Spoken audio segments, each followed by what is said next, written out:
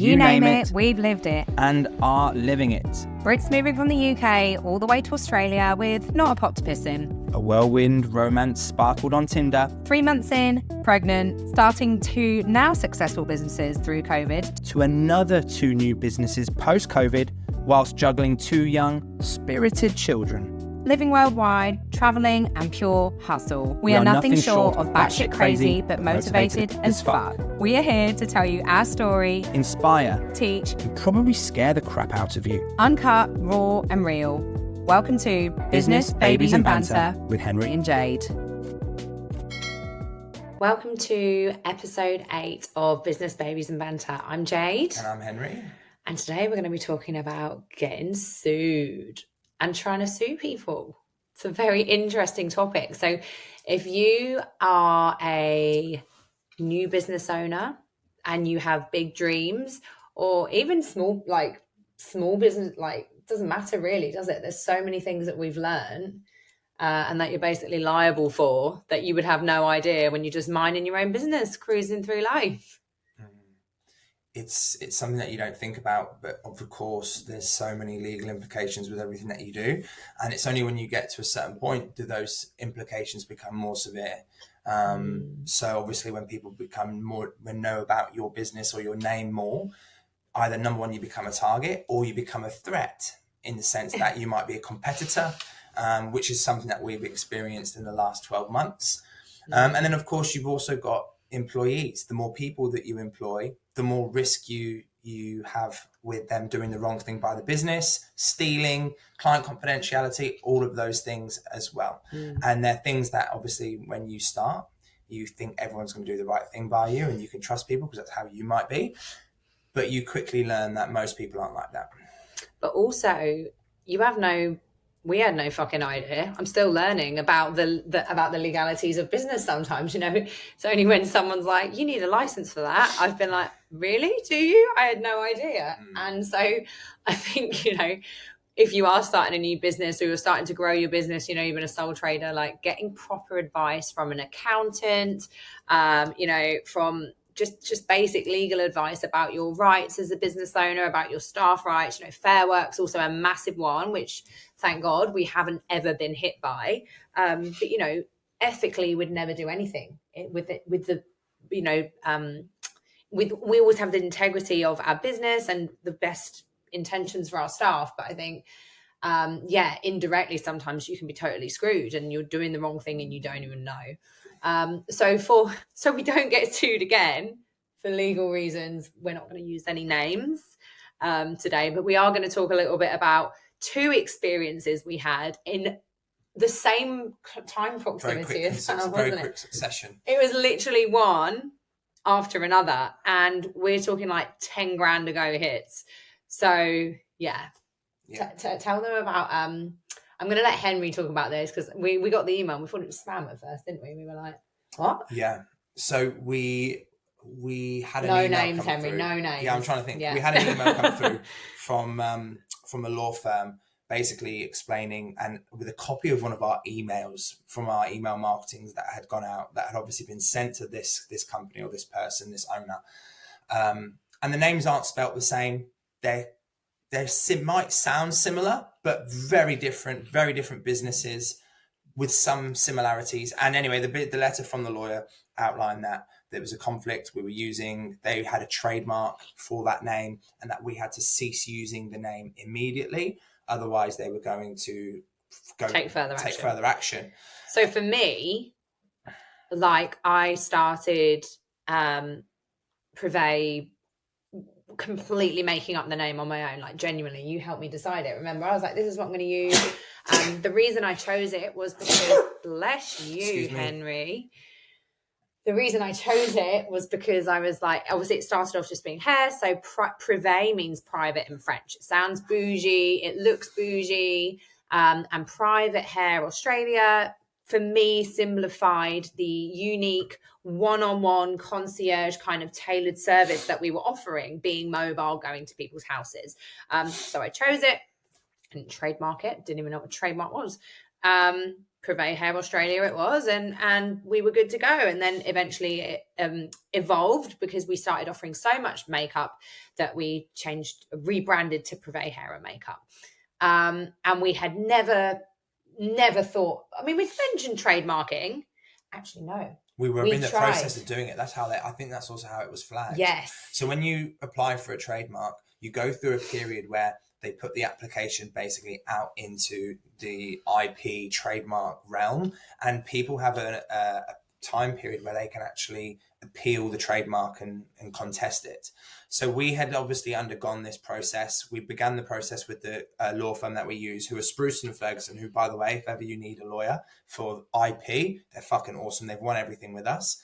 And they flagged that this company, this name may be something that when we apply for a trademark, we have to come up with some evidence to show that we are not the same, because they don't want consumers to have confusion. So the idea of a trademark is if there's any conflict or confusion that might confuse the market, it can't happen. And you have to be able to prove that you can coexist without that confusion. And we'll talk a little bit more about the confirmation, because now we are trademarked. Yeah. So anyway, we got the letter from the lawyer. We reached out to Spruce. But it started out, that we tried to get the trademark, like Henry said, and there was a flag.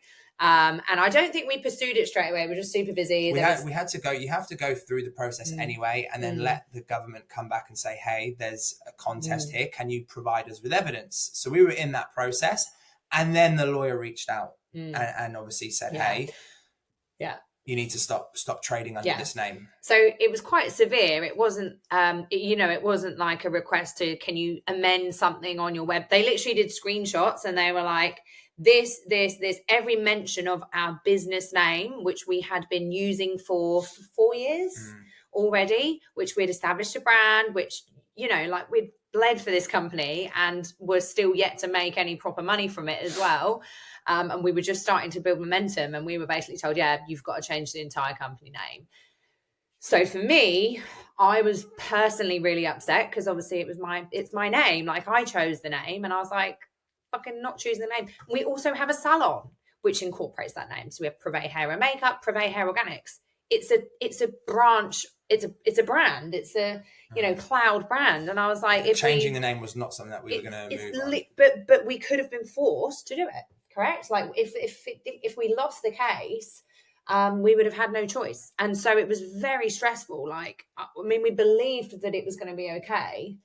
The lawyers said to us, they said that they were like 50-50. They went down the track. I'll go into it. They went down the track of contesting that the trademark that the other company had was listed for certain services that they weren't using. So one of those services was hair. They didn't do hair, but they were trademarked as a business that does hair services. So that was straight away, we were saying, look, they're advertising and they're not using the trademark for these services. So there were many other, you right there? Yeah, a weird plastic thing just came out in the bottle. There were many other elements of it, but ultimately what we were able to do, and what the letter that they sent back to their lawyer outlined, was these things, which was, there is no confusion. We're very different businesses. You're not doing what we're doing. We're far bigger than you, with a far larger reach nationally. They were just based in Sydney, and therefore their lawyer didn't even reply. He got the email, and obviously and there was no response. Spruce & Ferguson hit it out the park. They hit the nail on the head. And then we then followed through, providing the same evidence to the trademark, to Australia IP trademark. And we got through, we got approved. Yeah. So Henry dealt with all this. This is Henry's thing. He just tells me the story, and I get in a flap, basically, for all stuff like this. He's the left-brained genius that organises things. But we have now trademarked Privé Hair, so we are covered for the mobile business and the salon. And education. Privé Hair. Oh, yeah, it's Privé Education. Yeah, it's fine. But Privé Hair. Get another trademark for that. But yeah, so that was a massive relief.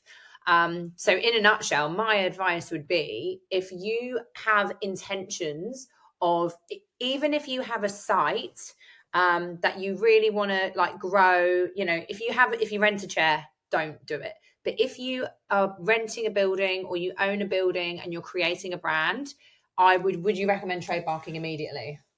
I would look, when you're thinking about creating your brand name, I'd also have a look at what trademarks are close to that name. Yeah.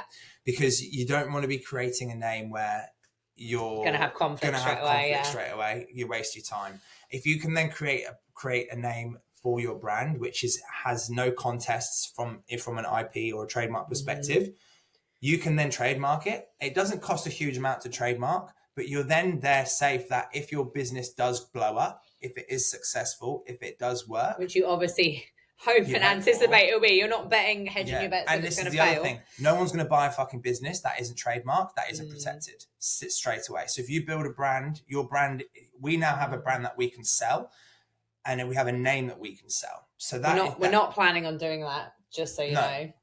Well, one day maybe, but if you've got a brand that that's built a reputation in the marketplace and people know who you are, they know your name, you've got a huge database, social media, etc. If no one can replicate or copy you, that adds value to the brand from a sales standpoint. Yeah. So when you are creating your brand, don't just choose a pretty name. If you do intend on taking it really far and you're going to have a site and you're going to have, employees, definitely, like Henry said, think about looking at the trademark names, like have a few ideas, but then scope out the trademark names around that so that you're not in a compromised position where you could potentially go through what we went through, but actually fail and then build a brand for years, invest your life and soul into it and have to change the name. It would literally have been soul destroying if that had happened. So very grateful. And I hope everyone that's potentially maybe starting a business or has a new business can take this on board, because it's super, super important. And you're not going to know, by the way, that no one's going to know about you until a few years in. And then you're going to get to the point where it's too late. People who do know it, you got to change it. It's too late. So, let's talk about employees. Yes. So we touched last episode on something to do with some legalities that happen, and again we're just going to be mindful about what we say, but in a nutshell, we in the second turn pursued legal action, and I think just to set the picture for the salon, we employ staff, so we have between 8 to 12 employees depending on who we're hiring and firing at the time. And then we have, on the mobile side of things, contractors and employees. We have almost 100 contractors and 5 employees. So we've got different agreements and different arrangements depending on the position and the person. But ultimately, we've got a lot of human resource under the brands. And, we spoke before, like Henry's brilliant at interviewing. We did that on the episode where we were talking about moving to Bali and everything. Like, we're great at recruiting, and it's just the biggest lesson from all of it is you can avoid all of this if you get the recruitment right and you don't hire out of desperation. So specifically for the salon, the mobile business is very different. I think, from the contractor perspective, they have to uphold basic standards. We're not liable for as much. And basically, if it doesn't work out, we can just say, this is no longer working, agreement terminated, which is great. Gives us a lot of protection as a company. It also gives them a lot of freedom. It's just a really good business model. But for the salon, specifically before we had a brand, now we've won an award. We've got all these things happening. Like, we were nobodies and we had a beautiful salon, but no one knew who we were. So why would they want to come and work with us? Well, it's, some people did, but you have to build that brand. And in the beginning, we had to hire. And I look back and I'm like, I don't think we could have done it differently at the time. They all played a vital role at the time and we learned lots of lessons. But now we have people applying all the time to work in the salon. We're not even advertising. But there was a time where if we had someone that was like an 8 out of 10, it was like, fuck, this is good. Yeah. But misalignment, it gets you in the shit. And you can do as many trade tests or as interviews as you want, but some people do interview well and some people do trade test well, but it's not until you see them on a day-to-day basis and get to know them like over time, see how they perform under stress. I mean, you can try and create these scenarios in a test environment, but until they're actually in the role, that's when sometimes you start to see a few red flags or a few weird things or a few weird comments. Something that we've said in the previous one as well, I'm quite trigger happy. I want to fuck people off quite quickly and you hold me back.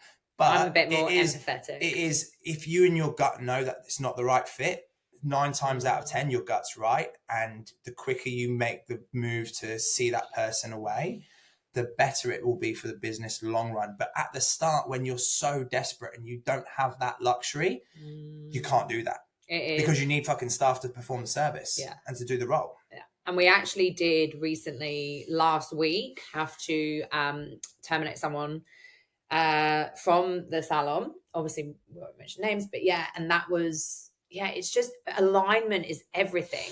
And there were red flags straight away. But again, we just probably a bit too forgiving, more from my end.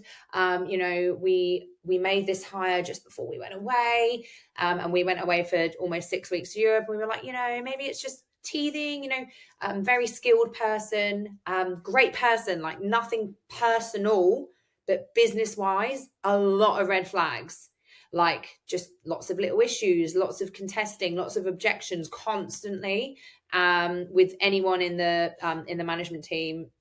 And so, I think things like that tell you straight away, if someone's constantly, and no one else is, if everyone is, then it's you need to look inside and be like, right, what are we doing?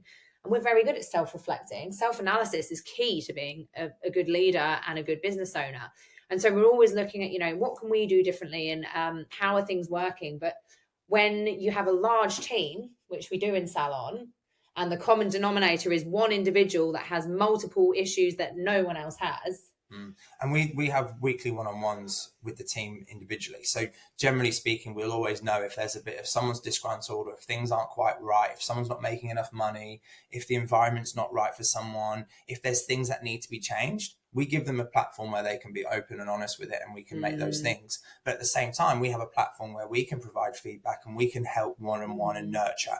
And when you have that process with every single staff member, it's then much easier to identify those that are aligned, that are pulling in the same direction as you, that are thinking how you want them to think. And then it's very clear those that aren't.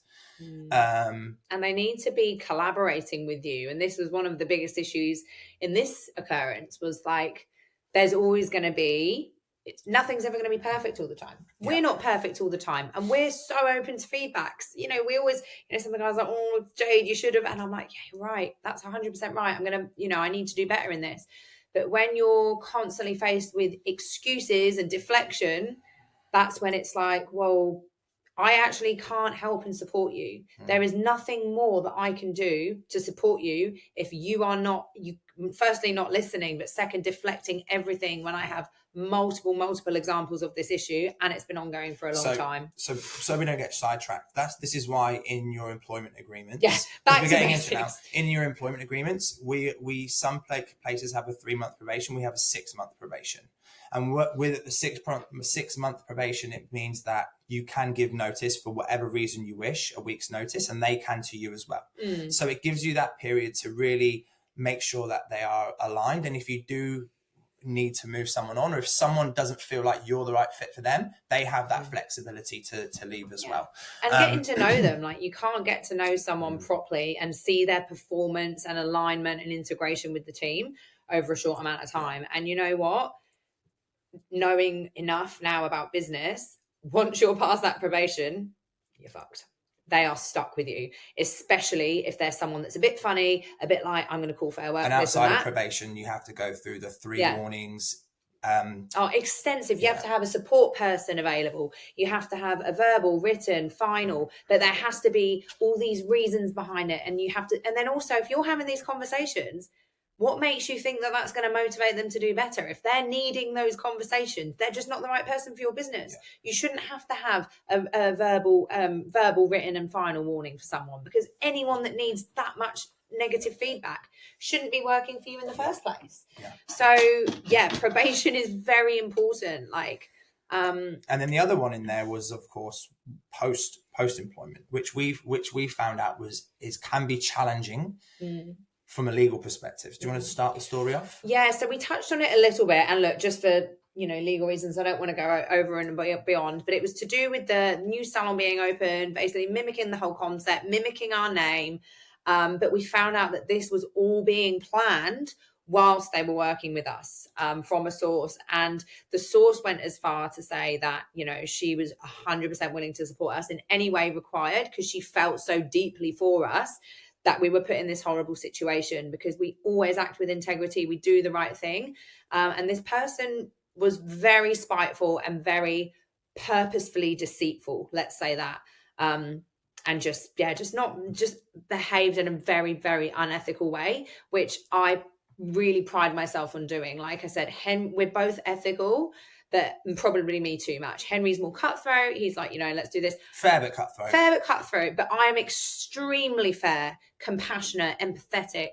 And so it was a really awful situation. But we did decide to go legal with it. Look, out of principle, we thought, do you know what? This hasn't been right.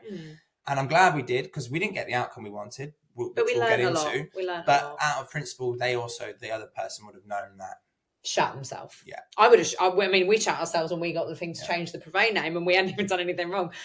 But yeah, look, I don't regret it, because I learned a lot. But I did keep saying this to Henry at the time. I was like, look, I don't want her business to be shut down and her not be able to afford her bills. Like, that's not the outcome that I want. The outcome that I want is just acknowledgement of, like, don't fucking do this to us. Like, how dare you do that to us? We did everything for you. We went above and beyond, and you left, and you had all this planned all along, and now you're trying to fuck us over. Like, and that was it. Yeah, it was just acknowledgement of, like, don't think you can do this, because it's actually not right, and legally it's actually not right. It's not just an emotional thing. It's you can't do this. So the issue that we came up against was, first of all, we weren't officially trademarked, because we were going through the other issues at the same time. And their specific name, although it exactly mimicked ours on paper, it was a different beginning.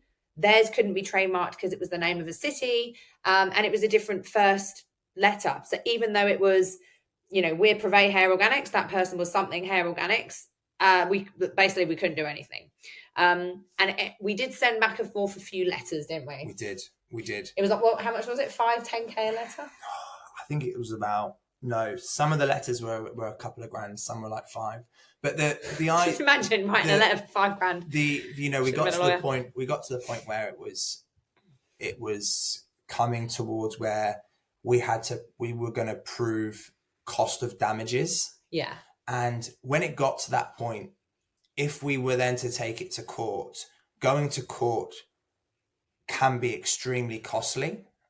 And we were coming through the point, and I think in the previous episode we went to see the salon, and we realised when we got there, we were like, what are we doing? We're not going to spend 50 grand. To be fair, it was mostly, it was me emotionally. So I wanted to do things properly, because legally, Henry was left brain like, this isn't right. This is the repercussions. This is what needs to be done. But for me, I was just like, how could you do this? And I was really hurt, because I fucking started it from scratch. Like, I did everything, and I shared my feelings and my experience with this person to nurture them, to give them opportunities. Like, we were going to give her so many opportunities. And then she basically was like, yeah, fuck these guys. I'm just going to copy what they're doing and do it on my own. But stayed with us and then fucked us off when we had like a really young baby. It's just so spiteful and just nasty. And you know what? Karma bitch. But yeah, we went, and that was the moment that I could let go, because I was like, you know what, you got similar chairs, you got similar mirrors, you got the same fucking name, but you know what, good luck to you, babe. You think you're gonna be good at business, like, good luck, because it is so fucking hard.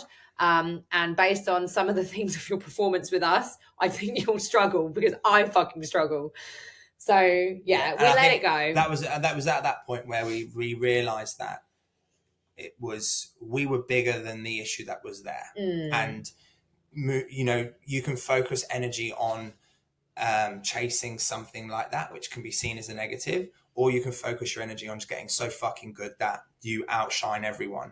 And I think that's what we focused on. But I'm looking forward to the day where we have the money to have a legal department that just handles all this for us. Yeah, let me just speak to my legal department.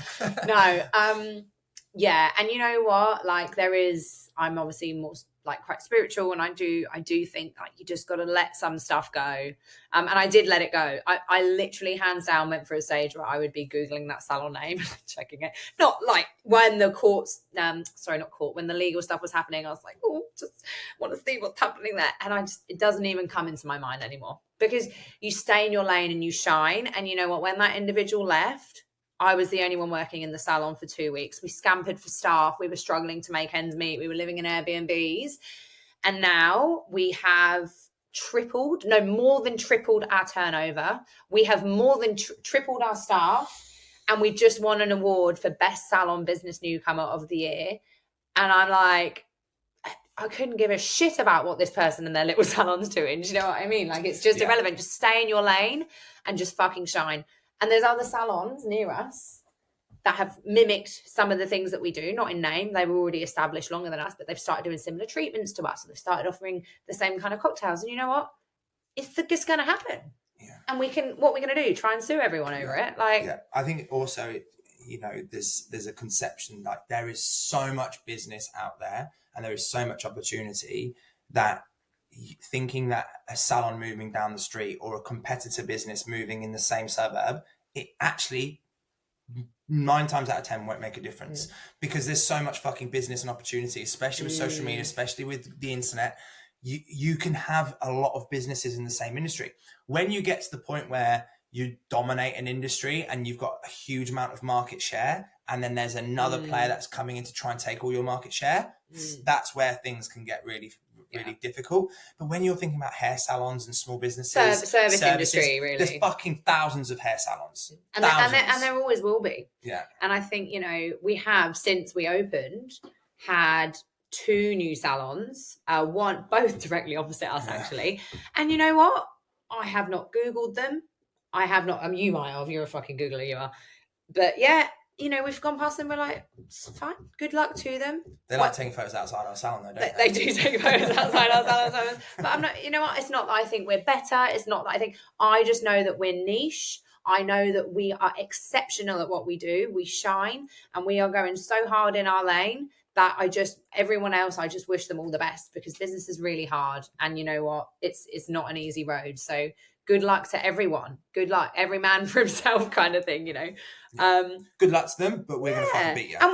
Shut up, Henry. Fuck's sake. But we actually do, like, a dead set serious. If we have clients come in, walking off the street, and they're like, oh, how much for this? They're like, oh, Jesus, 500 for this, that colour and that. I'm like, no problem at all. We're not price competitive. We offer a really holistic luxury service with premium products. There are other salons close by which might be more price competitive. I'm happy to give them those clients. Why would I not? Just there's alignment for everyone, depending on what you're looking for, depending on your budget, and depending on just what kind of person you are, really. Absolutely. So to conclude this episode, we'll recap. Make sure, if you're starting a business, if you're owning a business, check your legalities, your trademarks first. Before you create a name. There's no point investing all that time and money into something which could be taken from you or you can't sell. Because if you're starting a business, business is either going to be making you money or you're starting a business to sell it.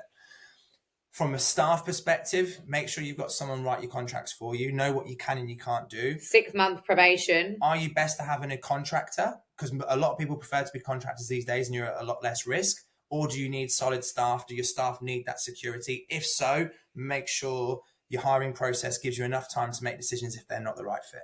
100%. And alignment is everything. Like, you can't, recruitment is important, but in that probation period, you can't be as forgiving as probably I am. If there are red flags, multiple red flags, I would honestly recommend just canning it straight away.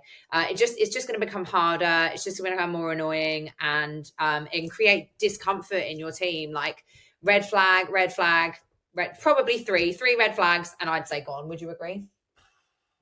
And when I say red flags, I don't mean how big the red flag is. It depends how big the red flag is, but I mean, if there's constant issues coming up, objections like friction.